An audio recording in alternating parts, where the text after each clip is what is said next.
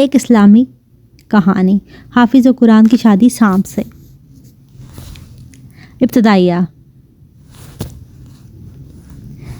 یہ کہانی ایک نیک پرہیزگار نوجوان زید کی ہے جو ایک چھوٹے سے گاؤں میں رہتا تھا۔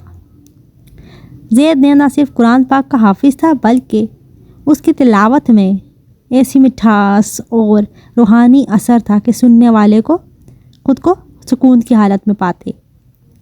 اس کے دل میں اللہ کی محبت اور خوف دونوں بسا ہوا تھا اور وہ اپنی زندگی کو شریعت کے مطابق گزارنے کی کوشش کرتا رہتا تھا۔ عجیب و خواب اور آزمائش کا آغاز ہوا۔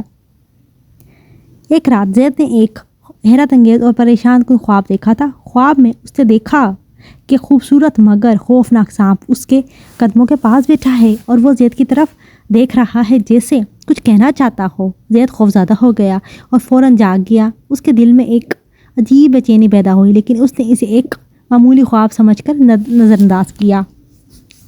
چند دنوں بعد زید کے والدین نے اس کے شادی کے لیے ایک نیک لڑکی عائشہ کا رشتہ پسند کیا۔ عائشہ خوبصورت، پردہ دار اور نیک دل لڑکی تھی۔ زید نے شادی کے لیے ہاں کر دی اور یوں شادی کی تیاری زور و شور سے شروع ہو گئی۔ شادی کی رات، حیرت انگیز واقعہ۔ نکاح کی تقریب۔ شادی کے شریعت کے مطابق سادگی سے انجام پائی لیکن جب زید شادی کی رات عائشہ کے ساتھ خلوت میں گیا، حیرت انگیز اور خوفناک واقعہ پیش آیا۔ جیسے ہی زید کمرے میں داخل ہوا، اچانک اس کی دلہن کی شکل ایک بڑے خوفناک سانپ میں بدل گئی۔ زید حیرت اور خوف سے پیچھے ہٹ گیا مگر اس کے دل میں ایمان کی طاقت جاگ اٹھی۔ زید نے فوراً قرآن پاک کی تلاوت شروع کی۔ جب تم قرآن پڑھو تو اللہ کی پناہ شیطان مردود سے مانگو۔ جیسے جیسے زید قرآن کی تلاوت کرتا گیا، سانپ تڑپنے لگا، چیخوں کی آوازیں گونجنے لگی۔ زید نے حوصلہ نہ ہارا اور سورۃ البقرہ کی آیات پڑھنی شروع کر دی۔ اچانک سانپ کی چیخیں بلند ہوئی، اس کی جگہ دوبارہ عائشہ نمودار ہوئی جو بے ہوش تھی۔ راز کا انکشاف۔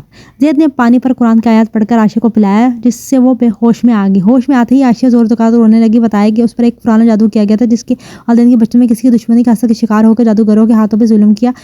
جادو اتنا طاقتور کہ کوئی بھی عالم کے عالم اسی طور پر ختم نہ کر سکا۔ عائشہ نے کہا میری دعا تھی کہ میرا نکاح کسی ایسی شخص سے ہو جس کا اللہ کا سچا بندہ تاکہ اللہ کے کلام کی برکت سے مجھے جان۔ زید نے زبر اور شکر کے ساتھ اللہ کی حمد و ثنا کی، اپنی بیوی کو دلاسا دی کہ اللہ کے کلام کی برکت سے وہ آج محفوظ ہے۔ قرآن کی برکت زندگی کی تبدیلی۔ زید نے اپنی بیوی کو مکمل رہنمائی کی اور روزانہ اس پر قرآن کی آیت پڑھ کر دم کیا۔